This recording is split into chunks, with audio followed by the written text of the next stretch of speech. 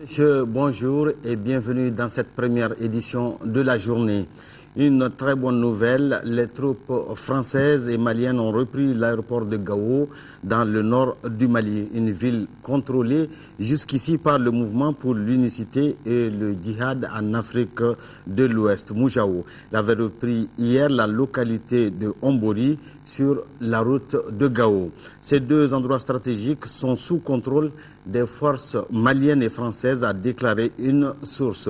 L'aéroport se situe environ à 7 km à l'est de Gao. Le pont est lui placé à l'entrée sud de la ville. La source de sécurité n'a pas fait état de combat. Selon d'autres sources, la plus grande partie des combattants islamiques avaient évacué la ville ces derniers jours, remontant vers l'extrême nord-est du Mali pour échapper aux frappes aériennes françaises. Les positions des islamistes à Gao ont été pilonnées par l'aviation française, notamment par des avions de combat Rafale qui visaient des camps d'entraînement, des infrastructures et des dépôts logistiques constituant les bases arrières des groupes terroristes, selon Paris. Et c'était la joie à Ombori. Vous le savez, les terroristes ont pour habitude d'enrôler des enfants de gré ou de force à leur côté. Des enfants soldats qui ne savent pas toujours dans quoi ils mettent les pieds. C'est le cas du jeune Adama Drabo, âgé d'à peine 16 ans, natif de Ndebougou à Nyono. Il a été enrôlé par force par les combattants. Notre équipe a pu rencontrer le jeune. Il a été récupéré par l'armée malienne suite à la prise de Douanza. Envoyés spéciaux Aliou Touré et Moussa Harimega. Ne tɔgɔ Adama Drabo, ne bɛ bɔ Ɲɔnɔn Ndemugu, ne bɛ san 16, ne b'o de la. Ne kun bɔra n bɛ taa wari ɲini na, tiɲɛ na ne kun bɛ mujahidi mɔgɔw fɛ, Mali sɔrɔdasiw kun ye ne minɛ, tiɲɛ na u kun bɛna ne fa, tiɲɛ na u ma ne fa bilen. On les appelle les enfants soldats et en voilà un enrôlé de force par les djihadistes et terroristes à Douanza contre notre pays. Ce natif de Nyono, en initiation, pris par l'armée à Douanza, servait comme cuisinier auprès des djihadistes et islamistes. Son rôle, assurer la restauration et le ravitaillement des djihadistes au front. En attendant la remise à lui de son arme de guerre, voilà un des aspects de l'identification, le vestimentaire. Yan ta waati mun na sufɛ u nana ni fini ninnu ye kana olu da an ma u y'olu da an ma mun ka dugu jɛlen u y'a fɔ an ɲɛna ko an ka don an yɛrɛ ye fini dɔ ninnu bɔ k'olu bila an ka sake kɔnɔ ka sɔrɔ ka ninnu don yana ni ɲɔgɔnna t'u bɛɛ bolo minnu bɛ fɛngɛ na yen nɔ ni ɲɔgɔnna bɛ dɔw bolo mɛ dɔw ka fini ɲɔgɔnna o ye ni ɲɔgɔnna tomtomilama ye i m'a ye o ɲɔgɔnna tomtomilama ye mototigi dɔ de taara ni Douanza dɔ sina ka o kun ka ca dɔ sina k'an tɛmɛtɔla ye ten nɔ ko yala k'an bɛ taa min an ko an bɛ taa baara ɲini dugu kɔnɔna na ko sani an ka taa baara ɲini dugu kɔnɔ ye k'an ka na olu fɛ u k'an ta tobili la ko hali n'a kɛra kalo sara u bɛ dɔɔni di an ma ne yɛrɛ ɲɛfɔ n tɔ kelen ɲɛna n ko tiɲɛna tobili kɔni tɛ baara gɛlɛn ale yɛrɛ kun sigara yɛrɛ a ko ko kɔni k'u tɛ fɛn k'an na kɔni an tora o kuma na cɛ mun y'an wele ka taa a ko tiɲɛna k'olu tɛ foyi k'an na ko ni kalo sara kɔni ko a bɛ se ka wari dɔ d'a ma an tora yen nɔ an ye tile damadamani kɛ yen nɔ an kun bɛ to ka tobili kɛ ni dumuni mɔna dɔw kun bɛ pɔso la tile fɛ an kun bɛ to ka taa dumuni di olu ma yen nɔ kɛlen mun kɛ fo kɔfɛ tuguni mobili 5 de kun bɛ yen nɔ o kɔfɛ o mobili 5 in fana wulila o mobili 5 in wulilen mun kɛ olu fana taara k'olu bɛ taa tɔ ninnu nɔfɛ olu fana taara sa tɔ tora anw ye kuru kɔnɔ ani mɔgɔ minnu bɛ fɛngɛna pɔsu la u ye fini ninnu da an ma mun kɛ u taatɔla u ko yala ko an bɛ se marifa ci la ne ko tiɲɛna an kɔni ma deli ka marifa ci k'an tɛ se marifa ci la an ko tiɲɛna an ma deli ka marifa ci ko n'u taara ko n'u nana k'u b'a lajɛ ko n'an bɛ se k'u b'an dege marifa la. Sauvé comme il dit, c'est avec regret et remords qu'il raconte ce qu'il a vécu. Et pour l'instant, dans sa bouche, 2 messages. Retrouver d'abord ses parents à Nyono et alerter les enfants du Mali. Ne kɔni bɛ mun fɔ denmisɛnninw ɲɛna tiɲɛna u k'u yɛrɛ kɔlɔsi n'o tɛ a bɛ kɛ baara ye parce que ni mɔgɔ minnu donnen filɛ yan nɔ tan nɔ tiɲɛna ne yɛrɛ ma dɔn ne bɛna fɛn fɛn de fɔ ne kɔni bɔra na ne b'a la tanu yɛrɛ de k'ala barikada parce que ayi n tɛ don a la bilen dɛ. Et pour les forces de sécurité à Sévaré, il s'agit par cet exemple d'interpeller les parents à la vigilance. Les inquiétudes vont plutôt en direction des parents qui remettent leurs enfants pour l'école coranique. Au fait, à partir de leur village, ils sont des élèves coraniques, mais quand ils viennent à Sévaré, on les détourne et on les enrôle de force dans l'armée par les islamistes. Donc il faut que les parents soient extrêmement prudents, savoir à qui remettre leurs enfants pour l'école coranique. En attendant, ce cuisinier spécial est très bien traité par les forces armées de sécurité en poste à Mopti et à Sévaré et gardé, comme on dit ici, en langage militaire pour sa propre sécurité. Double audience à la résidence du président de la République par intérim. Le professeur Dioncounda Traoré a successivement reçu les familles fondatrices de Bamako et M. Seydina Ali Diallo, opérateur minier à Kaï. Dans les deux cas, les visiteurs ont fait respectivement une contribution à l'effort de guerre d'1 million de francs CFA et de 20 millions. Le président, en retour, les a remerciés pour leurs gestes patriotiques. Adama Djimde, compte rendu. Les représentants des familles fondatrices de Bamako sont les premières à être reçus par le président de la République par intérim, le professeur Dioncounda Traoré. Les Niaré, Touré et Dravé ont félicité et encouragé le président Traoré par rapport à toutes les initiatives entreprises pour la reconquête du pays. Ils en ont profité pour faire une contribution d'1 million de francs CFA à l'effort de guerre. Nous sommes une délégation des familles fondatrices. Nous sommes venus à la résidence ce soir, rendre visite au président de la République, apporter une autre contribution à l'effort de guerre. Nous continuons et nous avons toujours fait des bénédictions pour le pays. Seydina Oumar Diallo, opérateur minier à Kaï, est la deuxième personne à être reçue.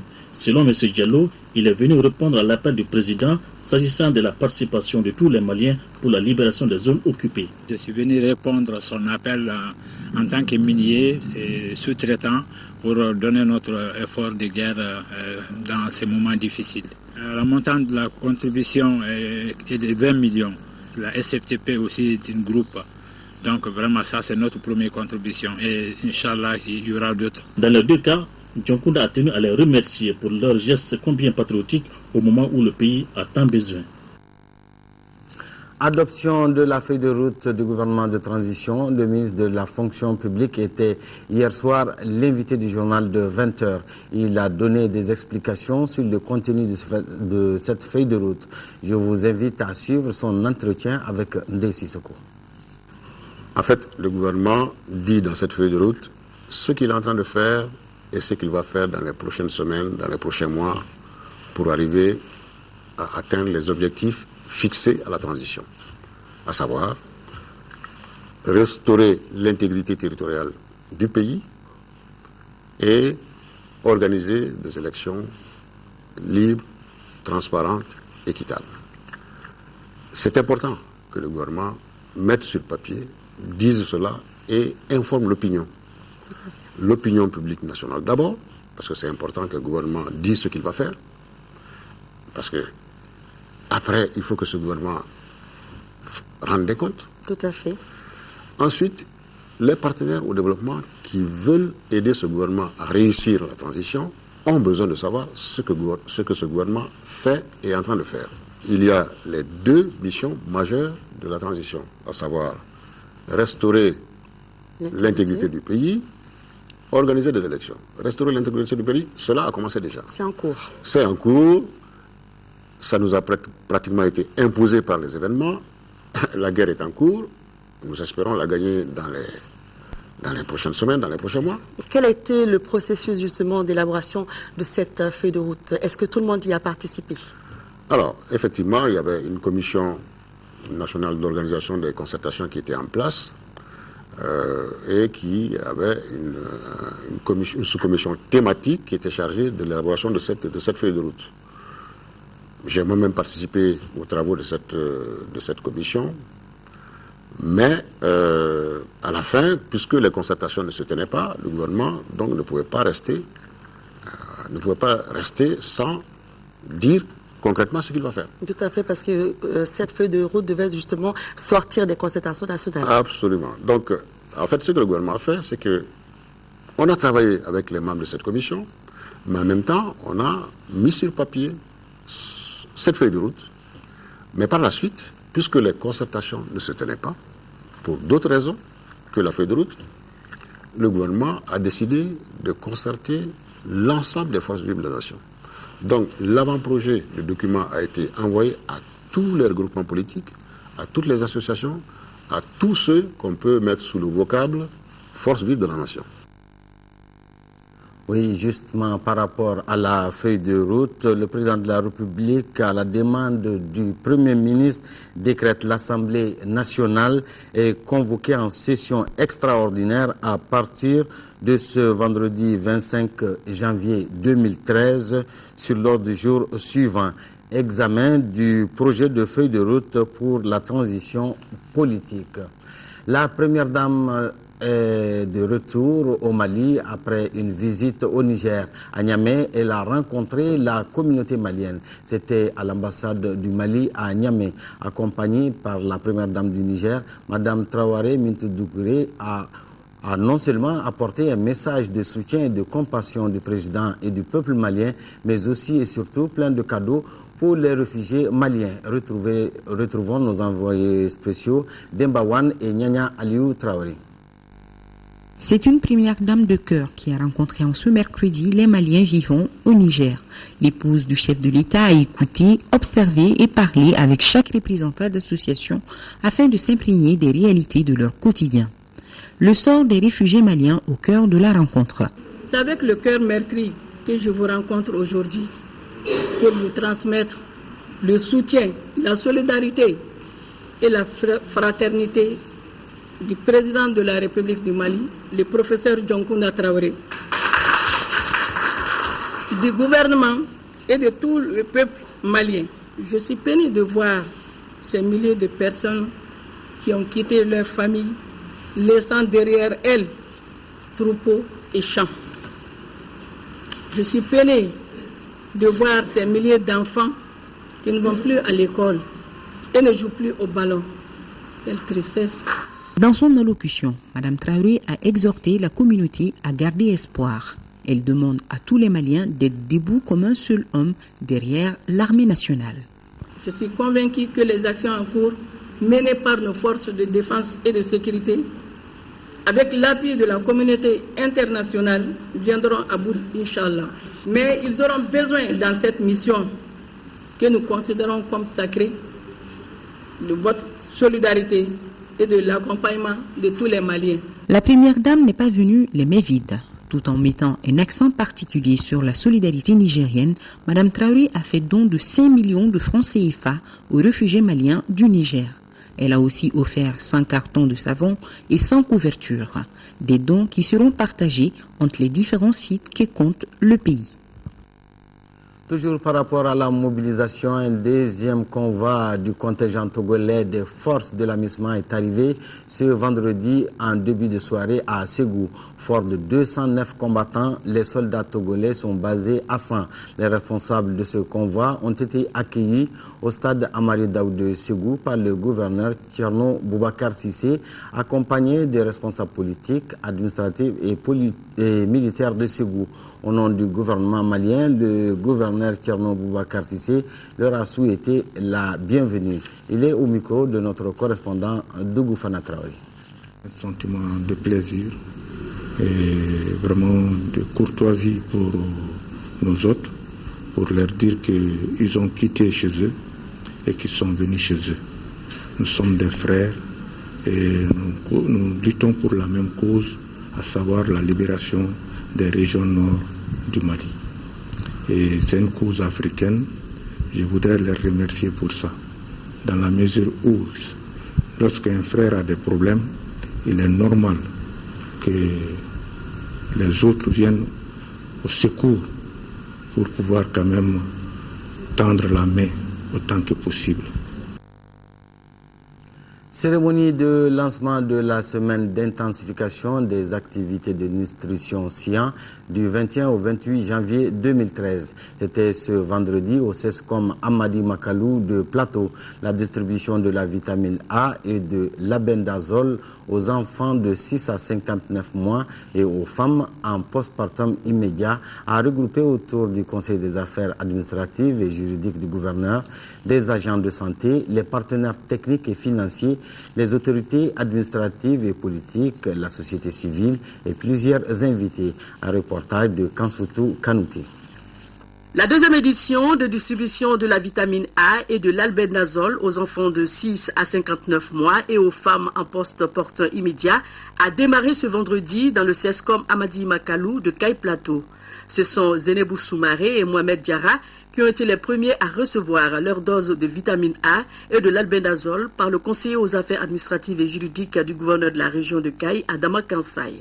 Selon M. Kansai, la première édition a été organisée en couplage avec les journées nationales de vaccination contre la poliomyélite édition de juin à juillet 2012, dont les résultats très encourageants ont été obtenus avec une moyenne régionale de plus de 124% chez les enfants de 6 à 11 mois, 100% chez les enfants de 12 à 59 mois et 78% chez les femmes en postpartum immédiat, et souhaite que cette deuxième édition réponde aux attentes du gouvernement du Mali et de ses partenaires.